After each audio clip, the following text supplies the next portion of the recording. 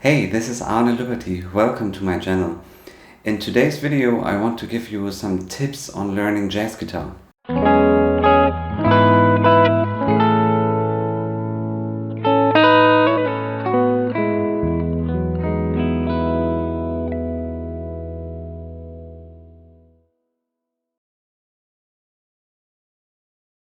The first tip is to practice the basics. When I was studying jazz, I couldn't really play jazz in the beginning. I didn't know all the chords or the scales or all that stuff. But some other students around me could play jazz, and pretty decent actually. That really put the pressure on me to learn that. I felt really guilty that I couldn't play all these chords and all those scales and stuff.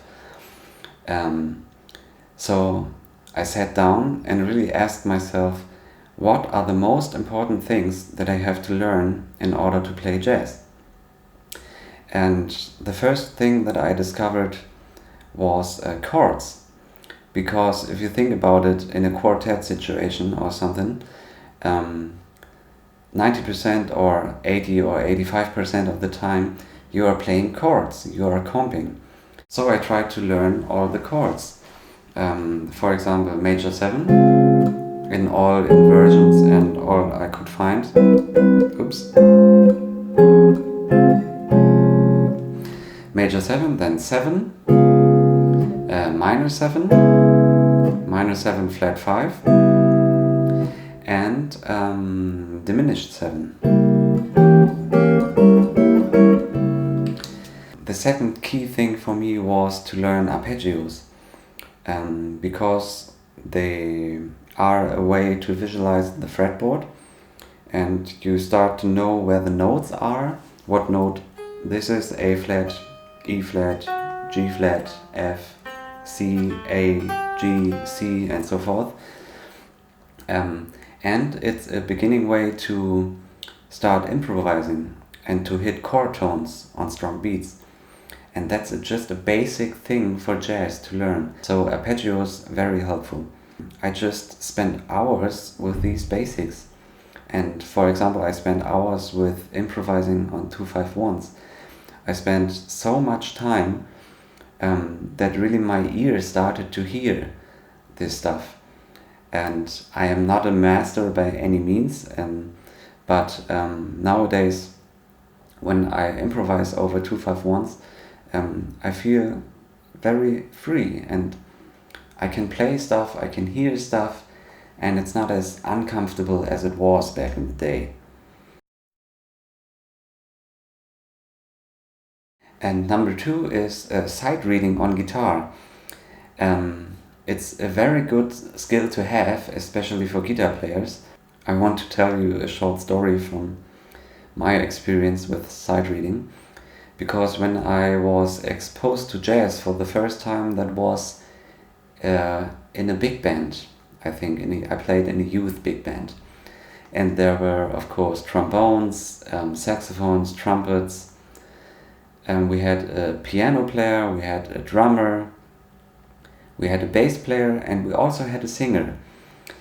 And when the band leader gave us new music to play, new sheets, new notation, I found it very hard to cope with that because I wasn't able to sight read single note lines right away or to sight read chord symbols right away. I wasn't able to do that. And the hard thing that really put the pressure on me was that the trumpet players and the trombone players and the saxophone players and most of the time the piano player could sight read the stuff pretty quickly. So my thinking was that I wasn't as talented as the other guys. But the truth is, with, for example, trumpet players or saxophone players, it's very common when they have lessons in the beginning that they start with notation. That's just the way to go with these instruments. With guitar, it isn't. Because we all know there are other ways to learn guitar. You don't have to learn notation. I mean, it's a very nice thing. I would recommend to any guitarist to learn notation. but you also can learn just by ear, just learning chords, or you can learn tabs, for example. And therefore I wasn't as experienced in learning how to read. On guitar it's a little bit harder, I think, to sight read than, for example, on trumpet or saxophone or even piano. If you imagine a piano, every octave on the keys, they look the same. It's the same visual feeling you get from any octave, basically. When it comes to a guitar, it's a little different, because this fingering here, C major scale, looks completely different than, for example, this fingering, or this. Every place on the neck feels and looks completely different, and that's just a thing to remember.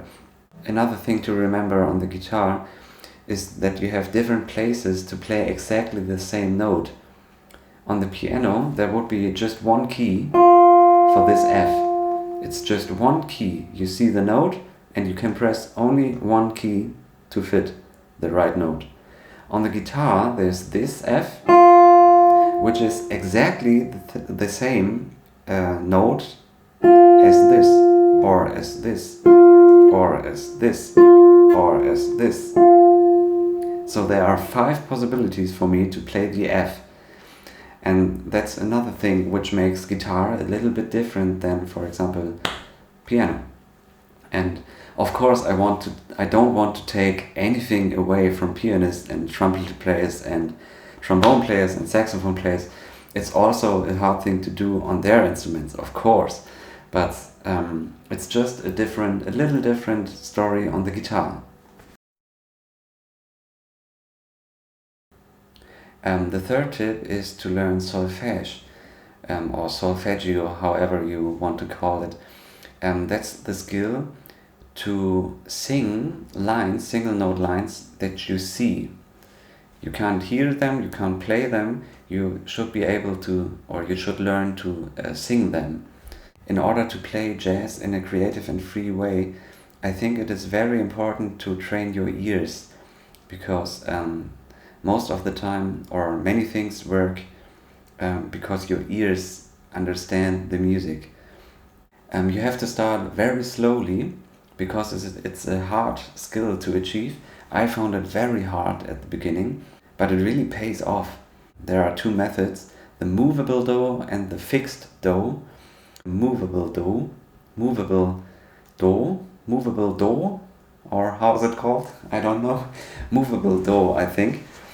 And I found the movable do method very, very helpful, because you learn the interval relationship always to the root. Solfege is a very good way to train your ear, and for jazz that's totally a good thing to do. Tip number 4 is you don't need an archtop or hollow body or semi-hollow to play jazz. That's one thing I learned so far. Because at the beginning I always thought I need to have a jazz guitar, a hollow body or archtop guitar. And I tried a few of them, and I still have a Godin Montreal Premiere, which is a semi-hollow jazz guitar. But I noticed that it's not necessary. I played a PRS SE model when I was studying. The Paul Reed Smith guitars for me work very, very well, because they are full mahogany, at least this one, and the SE one I have, that's also full mahogany. And it's with humbuckers, and you can get a really nice pleasing jazz tone with these things. But basically the guitar doesn't matter. There are many examples. For example, Telecaster. It's a guitar model which you normally wouldn't use in jazz, but there are examples also for that. Ed Bickert used a Telecaster, Mike Stern is using one, so it really doesn't matter. For Strat players, there are also jazz players, like one of my personal favorites, the Canadian player Lorne Losky. To make a long story short, it really doesn't matter which guitar you are playing. it's not as important as you think, probably. The number one thing here, the key thing, in my opinion at least, is that it feels good to you. I don't feel good with archtop playing like this. I feel good with a small solid body guitar like this. And a quick tip, if you playing jazz or want to play jazz and somehow you can find the sound on your guitar, maybe it's your pick. I like to play Dava picks, and I try to make the tip a little rounder for a smoother, thicker jazz tone, and that really works.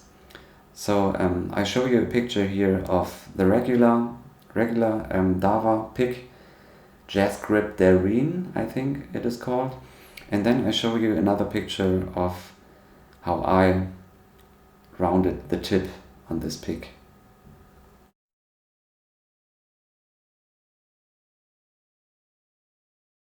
Tip number 5 is you don't need an expensive amplifier to play jazz. You don't need a tube amplifier to play jazz. In my case, I rarely, very rarely use tube amplifiers. That's also the case because I don't have an emotional connection to tube amplifiers. I think most people also like tube amplifiers because the music that they are loving was made on tube amplifiers. And for me, that's not really the case. There are plenty examples of non-tube legendary jazz amps. For example, the Roland Jazz Chorus is one of them, or the Polytone jazz amps, or the more recent Hendrickson amps. Another example is the Roland Cube, which I have here. It's an older cube from the 80s. It's a Roland Cube 60, and it sounds great. It's just a electro voice condenser mic in front of it, and this is how it sounds.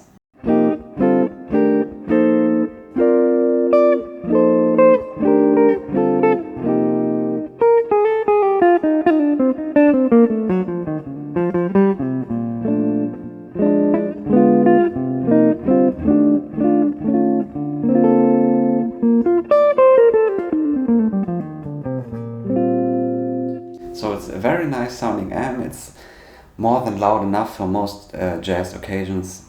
Yeah, great. Another favorite of mine is the Yamaha G50 or G100. It's also an amp made in Japan in the 80s, I think. And it's pretty heavy for a solid state amp. It's very heavy actually. But it sounds great, it has a nice clean tone. And actually I want to make a video on solid state amps in the future, but I don't know when I will be able to do that because I want to test one more newer Quilter amp before I do that. So stay tuned. So that's it for today. I hope I could help you with some of these tips. For me, some of this stuff was very helpful when I was studying, when I was learning jazz, and I hope that's the case for you too. Have fun learning jazz and see you next time. Bye!